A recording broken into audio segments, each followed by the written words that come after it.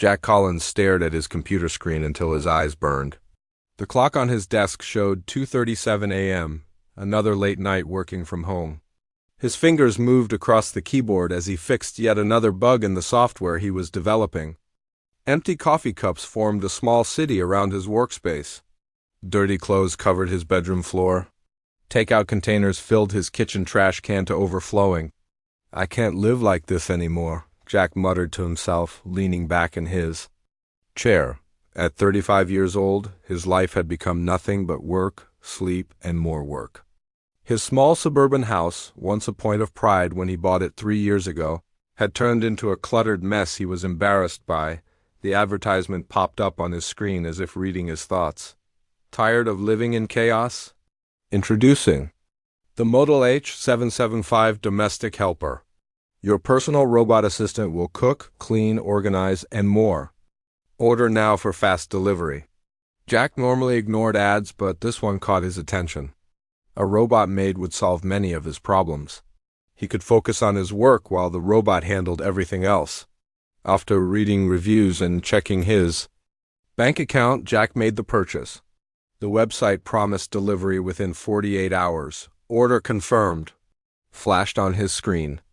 Your Model H775 Domestic Helper will arrive on Wednesday. Thank you for your purchase from Automated Assistance Inc. Jack finally went to bed, dreaming of a clean house and hot meals he didn't have to cook himself. The next evening, Jack was deep in his work when a bright flash lit up his window. He glanced outside but saw nothing unusual in the darkening sky. Probably just lightning, he thought, though there had been no forecast for rain. He returned to his computer, forgetting about the strange light. Wednesday morning arrived with the sound of something crashing in Jack's backyard. He jumped out of bed and ran to his back door. In his yard was what looked like a small metal pod about the size of a car, partially buried in his lawn. Smoke rose from it. What the hell? Jack grabbed a baseball bat from his closet and cautiously approached the pod. If this is my robot, delivery needs some serious work. As he got closer, a section of the pod slid open. Jack raised his bat, ready to swing if necessary. Instead of the sleek robot helper he had ordered, a figure stumbled out of the pod and fell to the grass. It was a woman. At least she looked mostly like a woman, except her skin was blue. Not a pale blue, but a rich, vibrant blue like the ocean on a clear day. Her hair was silver, not gray or white, but metallic silver that caught the morning sunlight. Strange markings covered her arms, designs that seemed to glow faintly. Jack dropped his bat in shock. The blue woman stood up shakily, brushing grass from her strange silver clothing. She looked around in confusion before her eyes settled on Jack. "Hello," she said in perfect English, though her accent was like nothing Jack had ever heard. "This is not the Cultural Exchange Center." She looked at a small device on her wrist and frowned. "The coordinates are completely wrong. This is—" She paused, examining the device again. "Earth? That can't be right." Jack backed away slowly. "Who are you? What are you?" The woman looked surprised. "You don't know about the Interstellar Cultural Exchange Program? Strange? According to my information, humans have been aware of other civilizations for decades." "Other civilizations? You mean ... aliens?" Jack felt like he might pass out. "Yes, though we prefer the term non-terrestrial sentience. I am Zara, a Lyrian exchange student." She extended her hand in what appeared to be an attempt at a human handshake. "And you are?" Jack did not take her hand. "Jack Collins. And no, humans do not know about aliens. At least I didn't until a blue woman crashed in my backyard." Zara's eyes widened. "That's impossible. My briefing said ... She checked her wrist device again. "Oh, no. This says we're in the year 2025. The official first contact isn't scheduled until 2047. First contact?" Jack ran his hands through his hair. "This isn't happening. I ordered a robot maid, not an alien visitor." "A robot maid?" Zara tilted her head curiously. "How interesting. My transport pod must have somehow intercepted your delivery signal. A most unfortunate error." Jack pulled out his phone. "I'm calling Automated Assistance Inc. right now." They need to fix this. After 20 minutes on hold, Jack finally spoke with customer service. Yes, my name is Jack Collins. I ordered a Model H775 domestic helper, but instead I got... He looked at Zara, who was examining his garden with fascination. I got the wrong delivery. I'm showing your order was delivered this morning, Mr. Collins, the customer service representative said. Is the unit not functioning properly? The unit isn't here at all. There was some kind of crash in my yard, and now there's a BL... Jack stopped himself. There's a person here claiming to be from another planet. The representative paused. Sir, according to our tracking, your model H775 was delivered at 7:43 a.m. to your address. The unit is programmed to adapt to your household needs. Perhaps. The unit is simply adjusting its appearance and behavior to better serve you. This isn't a robot. This is a real person with blue skin who says she's an alien. Sir, the H775 is equipped with advanced personality simulation. It sounds like your unit is functioning as intended. Is there anything else I can help you with today? Jack hung up in frustration. He turned to find Zara examining the inside of his house through the back door window. Your dwelling is quite disorganized, she observed. Is this typical of human habitats? No, it's not, Jack said defensively. I've been busy with work. That's why I ordered a robot helper. Zara's face brightened. I could help you. My cultural immersion program requires me to learn about daily human life. In exchange for temporary shelter while I figure out what went wrong with my transport, I could assist with your household tasks. You want to be my maid? Jack asked incredulously. I want to learn about humans. You need assistance. It seems like a fair arrangement until I can contact my people. Zara smiled, revealing teeth that were just slightly too white and perfect. Besides, where else can I go? If humans don't know about non-terrestrial sentience yet, I can hardly walk down your streets. Jack considered his options. He could call the police or government, but would they believe him? Would they take Zara away for experiments? Or worse, would they think he was crazy? And his house was still a disaster... double quotes. Fine, he said finally. You can stay temporarily, but you can't leave the house and you have to help clean up this mess. And we need to figure out how to get you back where you belong. Agreed, Zara said. Cheerfully, this will be a fascinating cultural study. Much more interesting than the official program. Jack watched as she began picking up empty coffee cups from his desk. He had asked for a robot maid. Instead, he got an alien girl with silver hair and blue skin. As she organized his cluttered workspace with surprising efficiency, Jack wondered if the universe had a strange sense of humor or if this was the beginning of something much bigger than a clean house. Either way, his life would never be the same again. 3 days had passed since Zara crashed into Jack's backyard.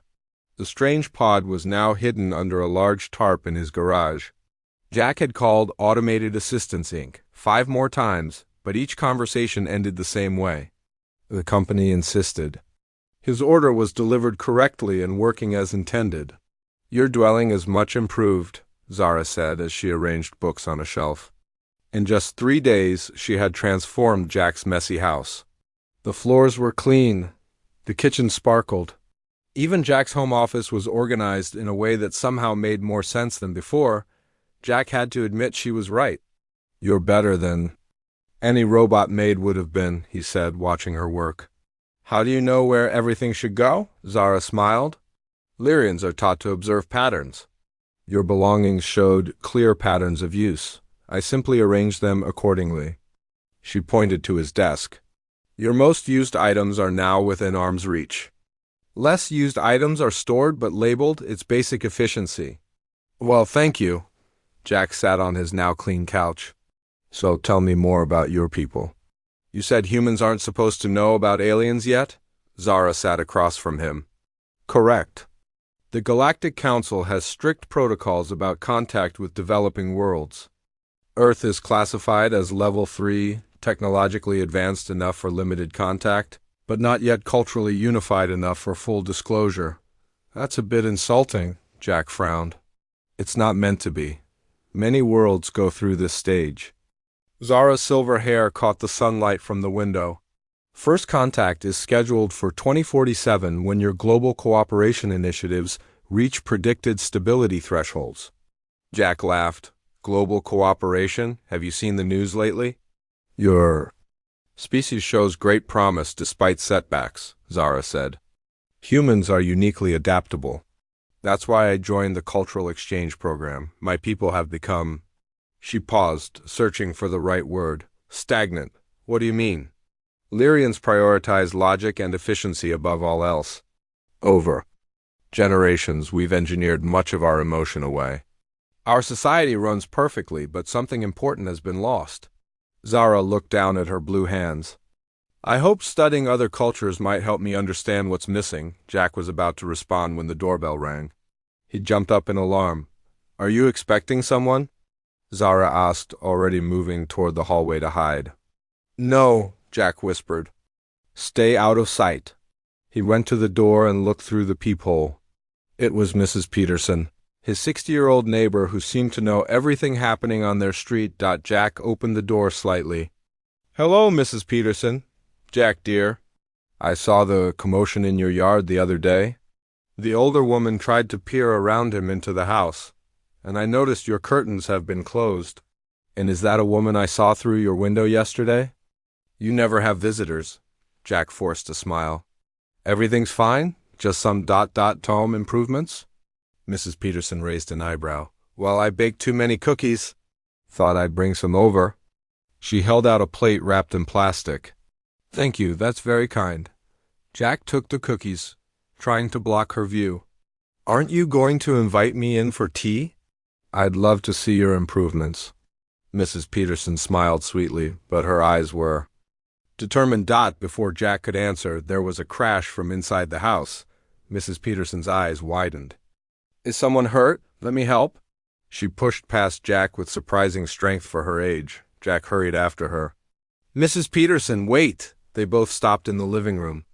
Zara stood there, looking startled. She had knocked over a lamp, but something was different about her.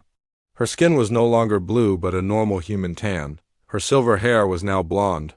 Only her unusual purple eyes remained. Oh, I didn't realize you had company, Jack. Mrs. Peterson looked Zara up and down. And who might this be? Jack's mind raced. This is, I'm Zara, she said, extending her hand to Mrs. Peterson. Jack's friend from ... college. I'm visiting for a while. Mrs. Peterson shook Zara's hand, studying her face. Funny, Jack never mentioned any college.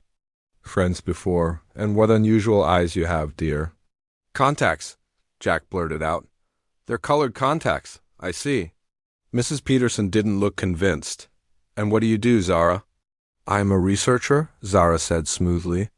Studying cultural patterns and domestic organization? Mrs. Peterson nodded slowly. Well, the house certainly looks better than I've ever seen it. You must be a good influence on Jack. He usually lives like a bachelor who never learned to pick. Up his socks, Jack felt his face grow hot. Would you like some tea, Mrs. Peterson? They sat awkwardly in the living room, drinking tea and eating cookies. Mrs. Peterson asked Zara dozens of questions about her background, job, and relationship with Jack. Zara answered each one without hesitation, creating an entire human life. Story on the spot. After Mrs. Peterson finally left, promising to bring dinner sometime soon, Jack turned to Zara in amazement. How did you change your appearance? And how did you come up with all those answers? Zara's skin slowly shifted back to blue and her hair returned to silver. My species can adjust our outer pigmentation for short periods. It's an evolutionary adaptation from our planet's changing environments. She smiled. As for the answers, I've been studying your internet. Human social patterns aren't that difficult to predict. You've been on the internet? Jack looked worried. Is that safe? I've been careful. Your digital security systems are ... quaint. Zara sat on the couch. But we have a problem. Your neighbor suspects something. And I can't maintain human appearance for more than an hour without rest. Jack sighed and sat beside her. This is getting complicated. We need to figure out how to contact your people and get you home. That may be difficult, Zara said. My transport pod's communication system was damaged in the crash. I've been trying to repair it, but I need materials that aren't available in your current technology. Great, Jack muttered. So we're stuck with each other for now. Is that so terrible? Zara asked. You seem less stressed since I arrived. Your work productivity has increased by approximately 27% according to the timestamps on your computer files. Jack looked surprised. You've been monitoring my work? I observe patterns, remember? Zara smiled. You humans are fascinating. You create such disorder in your surroundings yet accomplish remarkable things despite it. Jack couldn't help but smile back.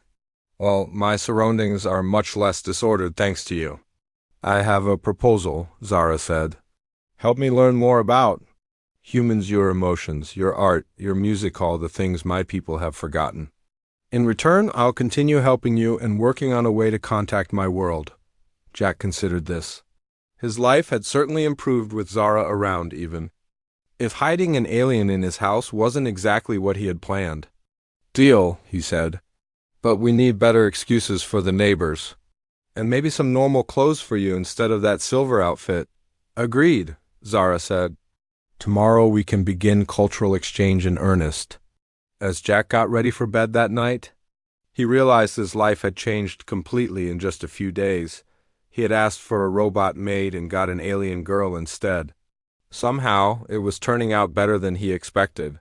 He fell asleep wondering what tomorrow would bring with his new, blue-skinned housemate. 2 weeks had passed since Zara crashed into Jack's life. She now wore regular human clothes, jeans and t-shirts Jack had ordered online. Her silver hair was often hidden under a hat when Mrs. Peterson or anyone else might see her. She had gotten better at maintaining her human-looking skin color for longer periods. Though her eyes remained stubbornly purple, Jack sat at his computer, finishing his work for the day. The changes in his life were remarkable. His house stayed clean. He ate proper meals that Zara prepared after learning to cook from online videos. His work improved so much that his boss had noticed. Done for the day, Jack announced, shutting his laptop. He found Zara in the living room, tears streaming down her blue cheeks as she watched something on the television. What's wrong? Jack asked, alarmed. He had never seen Zara cry before. Zara pointed at the TV. This music, it's creating a strange reaction in me. On the screen, a symphony orchestra was performing. Jack sat beside her. You're crying because of the music? Haven't you heard music before? Lyrians have music, but it's mathematical, perfect patterns of sound. Zara wiped her tears. This human music has something else. It's making me feel things I don't understand. Jack smiled. That's what good music does. It makes you feel emotions. I've been studying human emotions, Zara said. My people believe emotions make you weak and inefficient. But watching you, I'm not sure that's true. Emotions can be messy, Jack admitted, but they also make life worth living. Zara turned to him with intense interest. Explain this concept. How does inefficiency make life better? Jack thought for a moment. It's like, if you only focus on doing things perfectly and efficiently, you miss out on the joy of the experience. Like cooking, for example. A machine can cook a perfect meal, but there's something special about the process of creating food with your own hands. Is that why you smiled more when you ate the imperfect pancakes I made than when I prepared the nutritionally optimal meal? Zara asked. Jack laughed. Exactly. The pancakes weren't perfect, but you made them yourself. That matters. Zara seemed to consider this deeply. Fascinating. My people would consider such thinking flawed, but I find myself appreciating these flaws. The phone rang, interrupting their conversation. Jack answered it. Hello, Jack Collins. Speaking. Jack, it's Linda from work. His boss's voice sounded cheerful. I've been reviewing your recent projects, and I'm impressed with the improvement in your work.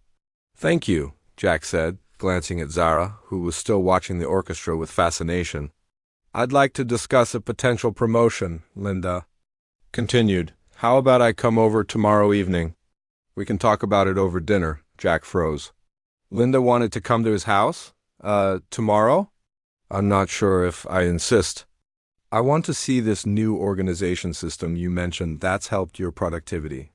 6 o'clock? I'll bring wine. Before Jack could object, Linda hung up. He turned to Zara with panic on his face. My boss is coming over tomorrow for dinner to discuss a promotion. Zara turned off the TV. This is good news, isn't it? Your work is being recognized. Yes, but she wants to come here. How do I explain you? Zara stood up. I can maintain human appearance for the duration of dinner. We'll use the same story. We told Mrs. Peterson I'm a friend helping you organize your life. Jack paced the room. Linda is much sharper than Mrs. Peterson. She notices everything. Then we will need to be perfect, Zara said confidently. I will prepare an optimal meal and ensure nothing seems unusual. The next evening, Jack was a bundle of nerves as 6 o'clock approached. Zara had spent the day cocking and preparing the house. She now looked completely human, blonde hair, tan skin, and she even had brown contact lenses to cover her purple eyes. How long can you stay like that? Jack asked worriedly. I've been practicing. I can maintain it for about 3 hours now, Zara said. Should be enough time for dinner. The doorbell rang at exactly 6. Jack took a deep breath and opened the door.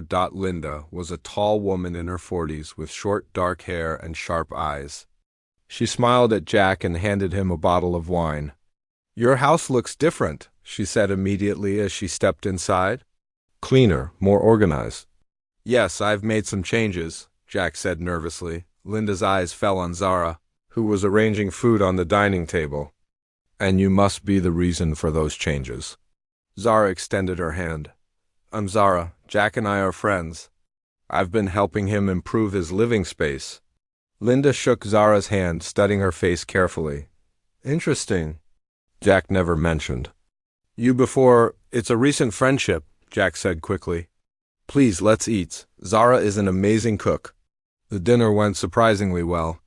The food was delicious, a perfect roast chicken with vegetables and herbs. Linda asked about Jack's recent work and discussed the promotion. Jack began to relax as the evening progressed without incident. Then Linda accidentally knocked over her water glass, splashing water across the table and onto Zara's arm. I'm so sorry, Linda exclaimed, grabbing napkins. Jack watched in horror as the water caused Zara's skin to ripple slightly, a hint of blue showing through in spots. Zara quickly stood up. No problem at all. I'll get more napkins from the kitchen. She hurried away, but not before Linda noticed the strange reaction of Zara's skin. Her eyes narrowed. Jack, your friend has an unusual skin condition, Linda said quietly. Jack laughed nervously. Yes, it's a rare ... allergy to water. Linda put down her napkin and looked directly at Jack.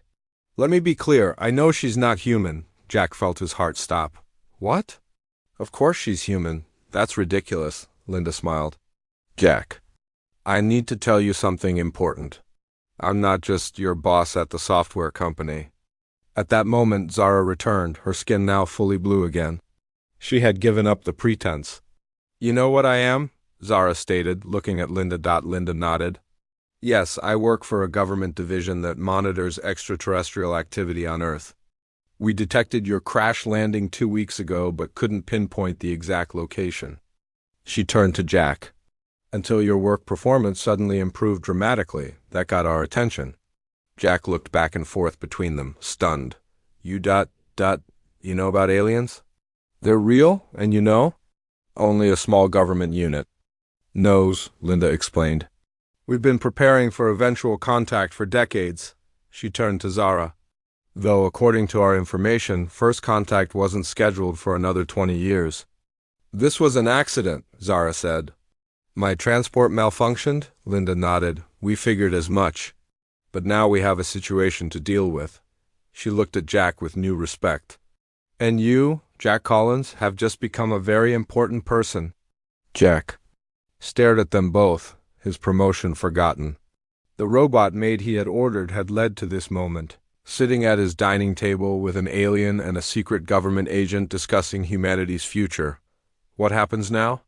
He asked quietly. Linda's face grew serious. Now things get complicated. Jack sat in Linda's government car as they drove through the night. Zara sat beside him, looking out the window at the passing lights. 3 more agents followed in another car behind them.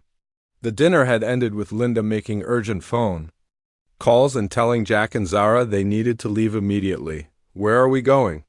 Jack asked for the 3rd time. Linda kept her eyes on the road.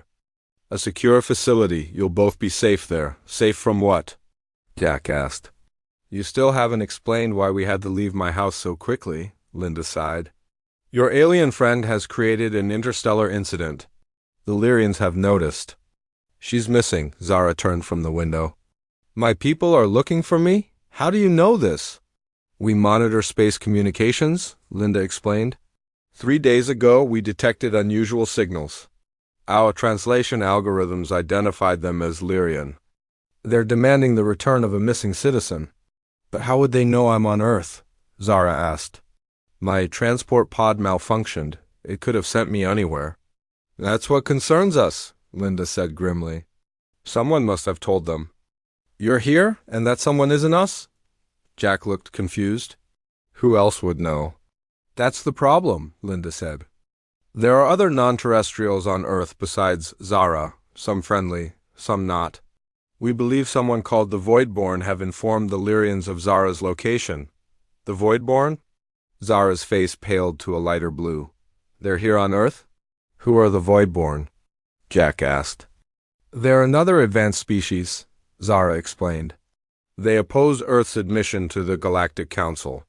They believe humans are too violent and unpredictable," Linda nodded.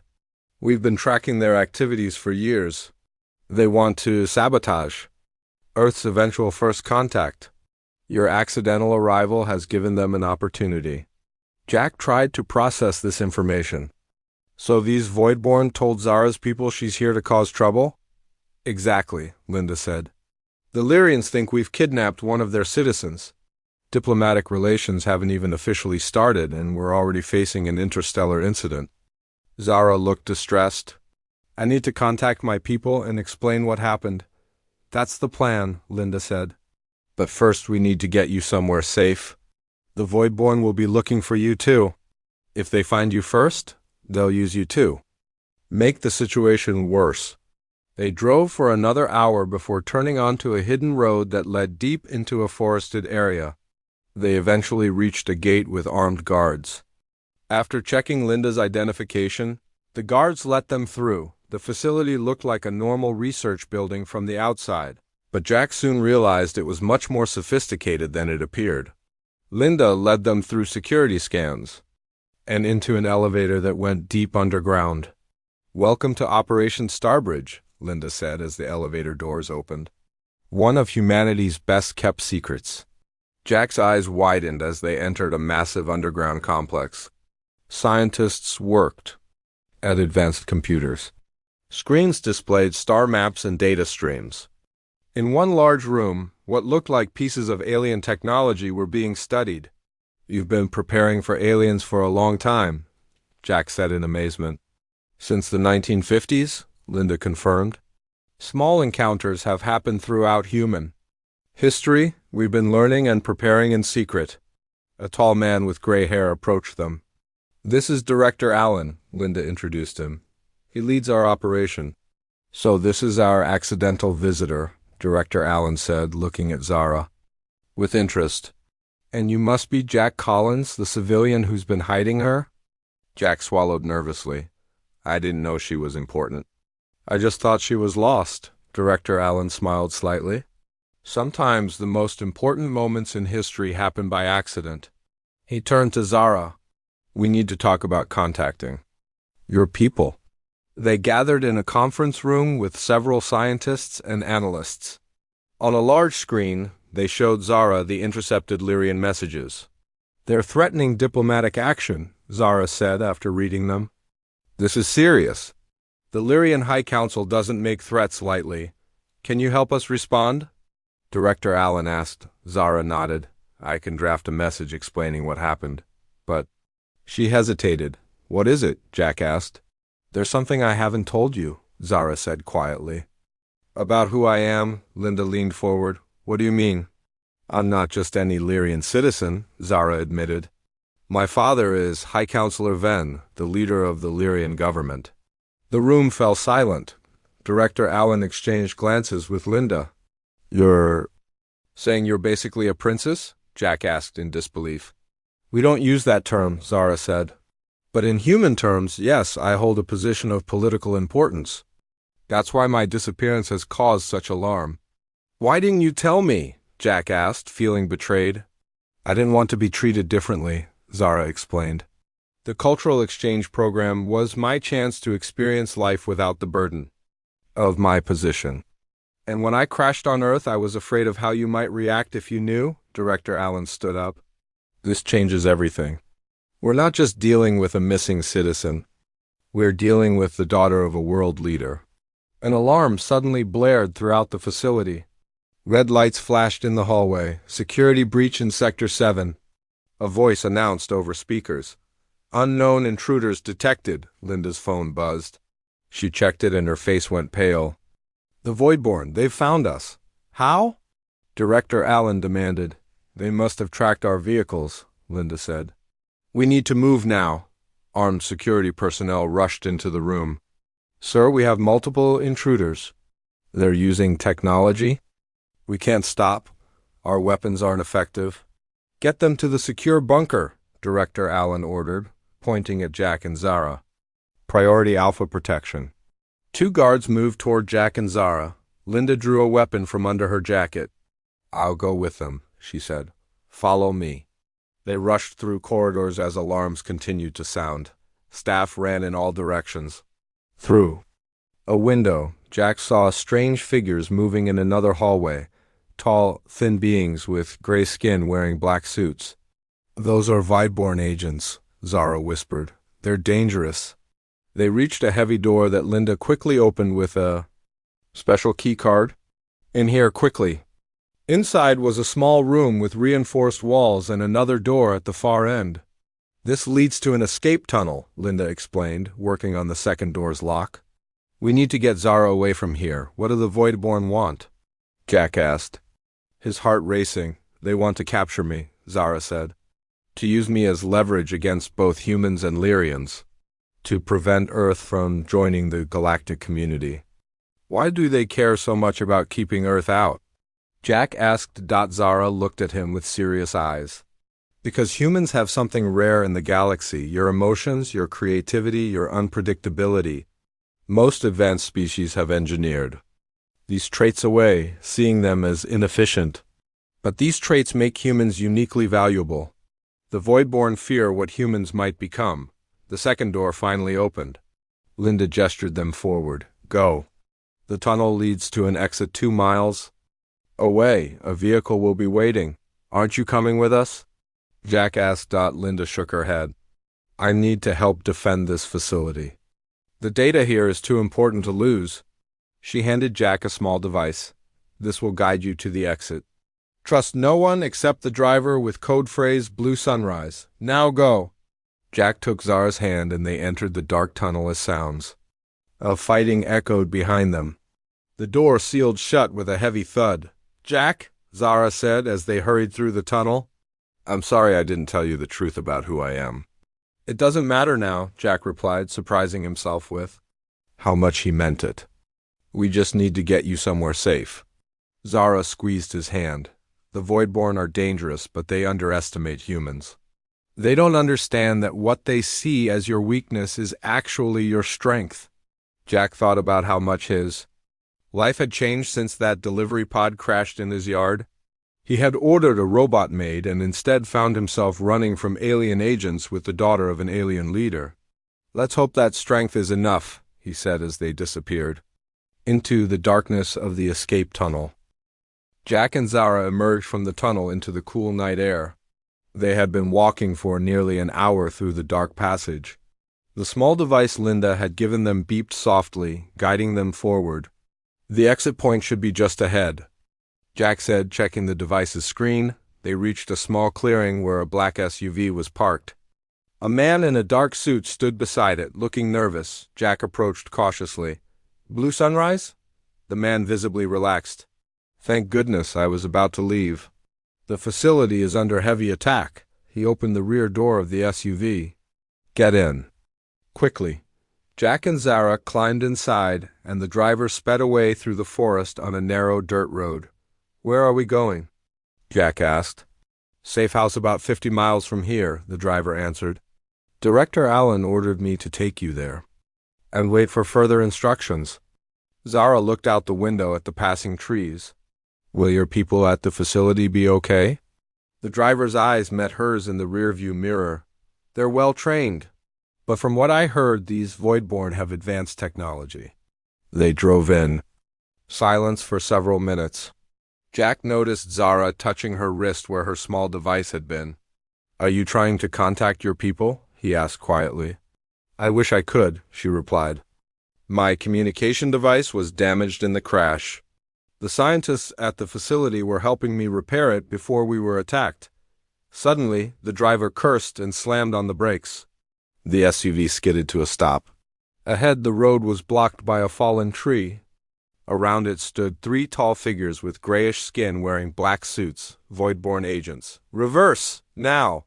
Jack shouted. The driver threw the SUV into reverse, but the engine died. "They're using some kind of energy field to disable the vehicle," he said, drawing a gun. "Stay down." The Voidborn approached slowly. One raised a hand holding a strange device. The driver's gun suddenly flew from his hand. "Magnetic weapon," Zara whispered. "They can control metal objects." The driver reached under his seat and pulled out what looked like a plastic baton. "Stay in the car," he ordered, then stepped outside to face the Voidborn. Jack watched in amazement as the driver expertly wielded the baton, landing several strikes on the nearest Voidborn before being thrown backward by an invisible force. He hit a tree and slumped to the ground, unconscious. "We need to run," Jack said, reaching for the door handle. "Wait," Zara grabbed his arm. "Look around us." Jack saw more Voidborn emerging from the trees surrounding the vehicle. They were trapped. The tallest Voidborn approached the SUV and opened the door.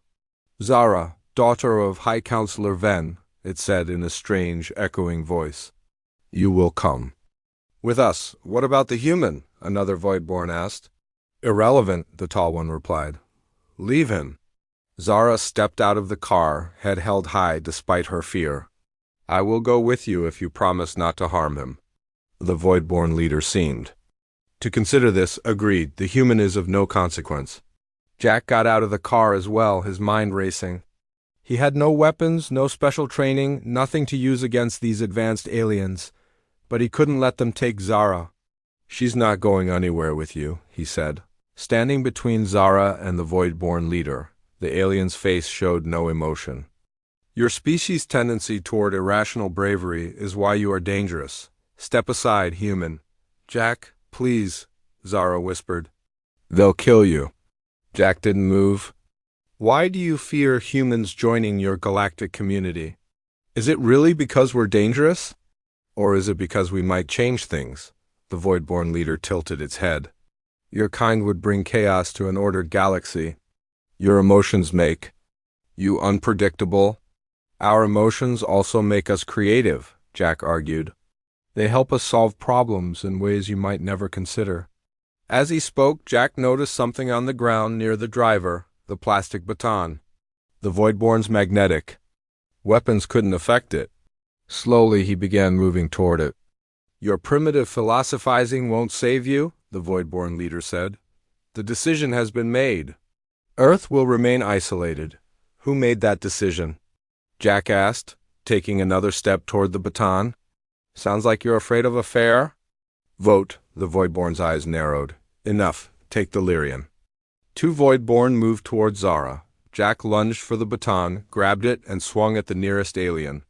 The plastic weapon connected with a solid thump, sending the Voidborn stumbling backward. The other aliens raised their devices. Jack felt a pressure pushing against him, but kept moving, swinging the baton wildly. He managed to hit another Voidborn before something struck him from behind. He fell to his knees, the baton rolling away. "Your effort is admirable but futile," the Voidborn leader said. Standing over Jack, a blinding light suddenly filled the clearing. Jack covered his eyes as a loud humming sound grew around them. The Voidborn looked up in alarm. A massive ship appeared overhead, much larger than Zara's crashed pod. Its silver hull gleamed in the moonlight. A beam of blue light shot down, freezing the Voidborn in place. "Lyrian enforcement vessel," Zara said with relief. "My father sent them."